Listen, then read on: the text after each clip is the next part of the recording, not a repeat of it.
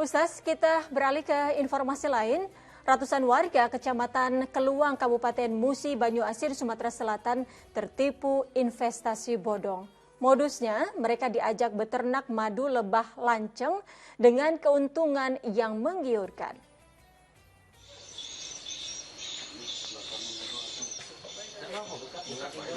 Awalnya investasi madu lebah lanceng ini ditawarkan oleh pelaku dengan harga Rp1.300.000 per kotak. Lalu 3 bulan kemudian, satu kotak sarang lebah yang sudah menghasilkan madu dijanjikan akan dibayar bandar seharga Rp1.600.000 atau mendapat keuntungan Rp300.000 per kotak. Saat dibeli, kotak dan segel madu tak boleh dibuka. Namun 3 bulan kemudian kotak lebah madu tak juga diambil oleh agen dengan alasan bos besarnya kabur sehingga tidak bisa dihubungi. Warga pun akhirnya memberanikan diri membuka kotak lebah lancengnya. Ternyata kotaknya berisi madu palsu yang sudah membusuk. Ya Ustaz, bagaimana tanggapan Ustaz mengenai investasi bodong dengan modus mengajak para warga beternak madu ini? Tapi ini sudah jelas-jelas penipuan begitu Ustaz, hanya modusnya saja yang berbeda. Iya, ini ya Allah ya, kalau orang memang kita ini sedang dalam masa sulit, masa pandemi ya, kita sedang masa sulit, semua orang sulit. Justru dalam kesulitan inilah ujiannya siapa orang-orang yang tetap berpegang teguh kepada tuntunan agama gitu. Wailul lil mutaffifin, celaka orang-orang yang curang gitu ya. Ini curang sekali ya. Dan disebutkan ya ayyuhalladzina amanu la takunu amwalakum bainakum bil batil. Jadi orang beriman janganlah kamu saling memakan harta sesamamu dengan jalan yang batil gitu ya. Jadi jangan memakan harta dengan menipu, mengambil zalim seperti tadi nih, investasi bodong gitu.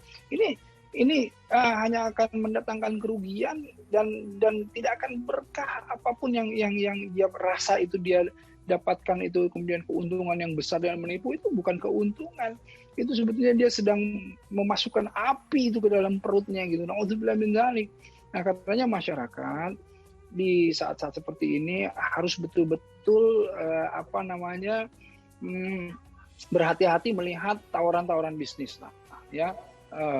Banyak tawaran-tawaran bisnis di saat pandemi ini yang kemudian juga positif, yang membawa keuntungan kebersamaan gitu ya, apalagi yang kemudian disupport oleh pemerintah gitu ya. Nah, tetapi kalau yang swasta juga itu juga banyak, tapi kita harus hati-hati, lihat dulu semuanya.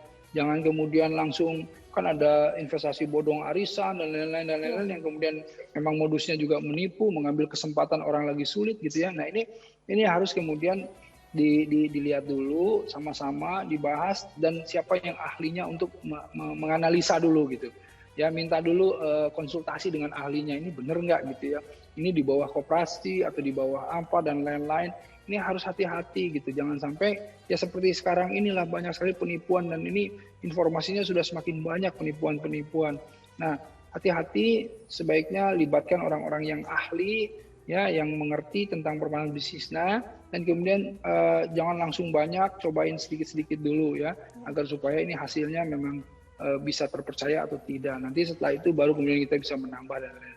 Harus cukup bersabar juga lah. Insya Allah mudah-mudahan kita dilindungi dari setiap upaya bisnis dan urusan-urusan kita di saat kesulitan ini.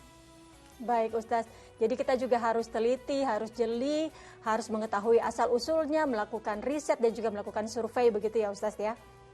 Baik.